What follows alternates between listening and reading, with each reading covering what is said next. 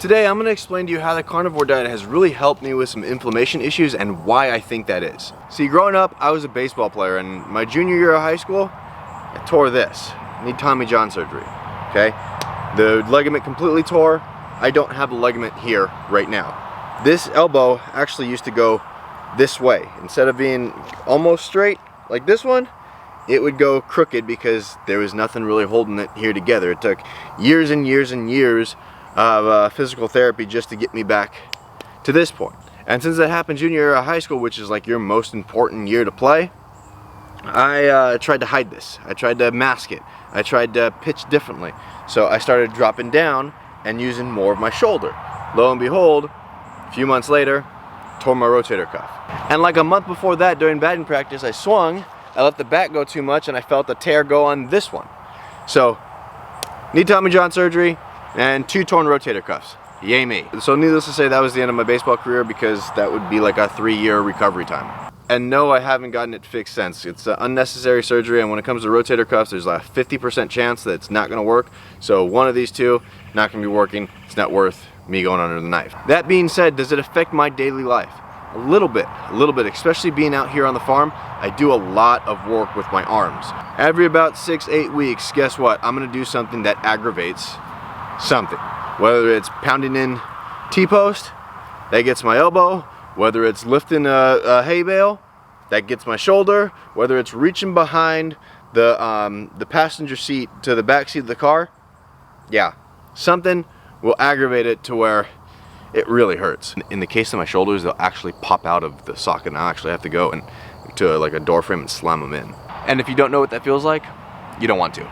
But it's not necessarily the initial pain that gets me. It's the 3, 4, 5 days afterwards that it gets swelled up, and it's just not right. I have my methods of managing it and getting the inflammation down. Between lasers, ice, TENS units, massage guns, the whole thing. I know what I'm doing to get this down, but it takes a couple days. But what's crazy, and I kind of just realized this the other day, is that since I started this carnivore diet, when my shoulders do pop out, because they still will pop out, I'm better the next day. Like, I'm completely fine the next day. Now, I still do all my stuff to help it, but it's not 2, 3, 4, 5 days down the line that I can start using it again. It's literally the next day. And here's why that I believe that this is happening. Now, mind you, I'm not a doctor, and I'm gonna put things in really layman's terms, and I'm sure it's a lot more complicated than that I'm making it. But this is a good like 80-85% basis of why this happens. See, when you break it down to its just basic levels, there's only 4 main causes of sickness and disease inside the body. Number 1, dehydration. Most of us think we drink enough water. We really don't. You need to at least be drinking half your body weight in ounces a day to, if you really want to get good results and be hydrated, your body weight in ounces a day. And this whole, oh, you should drink 8 glasses of water a day is a bunch of BS. Second thing is inflammation, because when you're inflamed somewhere, guess what? There's a chain reaction that happens, and it leads to other issues. Third thing is free radical damage. What is a free radical? Well, when you have an atom, it has 2 electrons, right? Normally. When one of those electrons falls off, it becomes a free radical, and it will go and ravage your body. It's the oxidation process. Now, how does that apply to us? Think of it like this, okay? You cut open an apple. You leave the apple out for half an hour. What happens? It turns brown. It's oxidizing, it's aging, it's rusting. That's what's going on inside of our bodies. We're able to produce some antioxidants, we're able to fight it, but over time, the air we breathe, the stuff we drink, the stuff we eat, guess what? All oxidizes you. And the fourth thing, overacidity in the body. And I'm gonna dumb this way down, and I'm gonna tie this all together, okay? What's the real name for diabetes? It's not actually diabetes. It's one of 2 things. It's hyper or hypo ketoacidosis. What does it mean? Body's overloaded with acid. You'll find that the same thing plays along with many diseases. Look, what's the main cause of gout? Uric acid. A lot of those things. So Ryan, that's great and all, but how does this all tie together? Let me explain. Remember those free radicals that we're talking about? Each and every one of us has millions of going on inside of our body. We have to be able to counteract that. And what's the best way to do it? Antioxidants. Okay, what's an even better way to counteract it? Not even let them in, not even let them form. Now, do these kind of magically appear out of thin air? Kind of. Like I said, the air that we breathe, oxidizing us. We're constantly getting pounded with positive electrons. We need that negative one to complete the atom, and then it goes away. And that's the antioxidant factor of it. But a large portion of them are formed inside of our body. Remember that oxidation thing we talked about? What is one of the highest oxidants?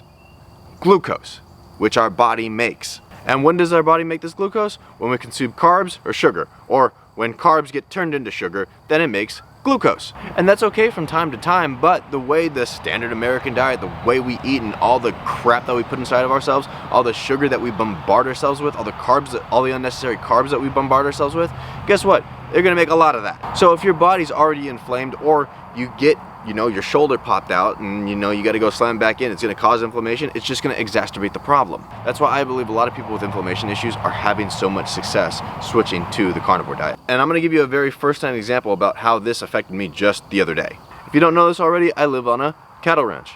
Funny enough, it works very well on this carnivore diet. Just meshes perfectly, which is awesome. And part of living here, having cows and steers and bulls and everything, is that you have to work them from time to time. Well, we're on the country, and the way that things go around here is that everybody kind of helps everybody. So I went over to my neighbor's house because he needed to work his cattle. We were having to load some up into trailers and move some around just grass purposes. Remember, these are 1,000+ pound animals. This particular cow that I was actually trying to get out of a trailer because it jumped in the trailer when it wasn't supposed to, probably about 1,400 pounds. Very, very, very strong animals. I was trying to get it out of the chute and I had to get behind it, and this cow decided, as fast as she could, as hard as she could, to give me a kick right in the shin. It got part muscle and it got part bone, and it hurt. It's probably the most pain that I've been in out here. I thought when I lifted up my pant leg, the bone was gonna be sticking out because it hurt that bad. And it was one of those to where, like, I got kicked, it registered in my mind that I got kicked, and I went, okay, I just got kicked, I need to move out of the chute. Well, I got out of the chute, and then the pain just grew. And then I thought, oh, it'd stay right there. Okay, that's about it. No, I just kept going and going and going and going. It hurt a lot. Anyways, this is what my shin looked like right afterwards. And you can see there's a huge dent right in the middle of it. I mean, it hurt very badly for a good 2 hours. I made my way back to the house, iced it, elevated it, and just tried to deal with it. I thought for sure the next day I was gonna have a massive big old welt on it, and it was gonna be hard for me to get around and do all my stuff around here. Well, lo and behold, the next day, guess what? I was perfectly fine. I was running around doing everything. It's still tender. It's still tender today. But it wasn't this big, massive welt that I thought that it was gonna, what I thought was gonna happen is I thought it was gonna go down to my foot, because that's how, swelling drains down, and end up in my arch and me not being able to walk, because that's also happened before, and that hurts really badly too.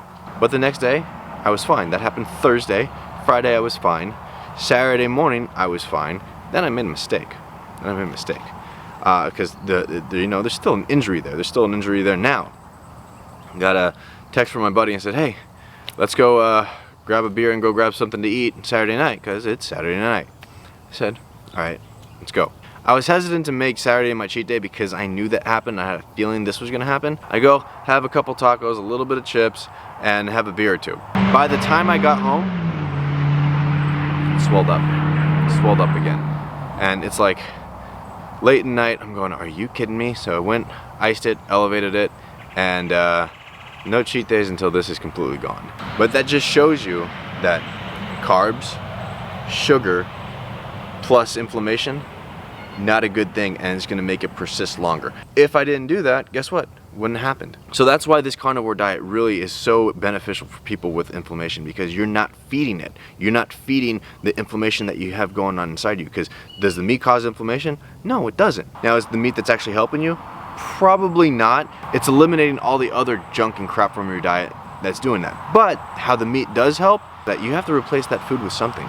And guess what? You can feel good, you can feel full, and you're not starving yourself on a big old tub of leafy greens. It's helping in that way. So I've learned my lesson to where if something happens, head, shoulders, knees, or toes, be as strict as I can on just steaks, on just meat, and I'm gonna be all right. Can a battery died, and I'm glad it did, because I almost forgot to mention something. When you're in ketosis, those ketones that your body produces and released, guess what?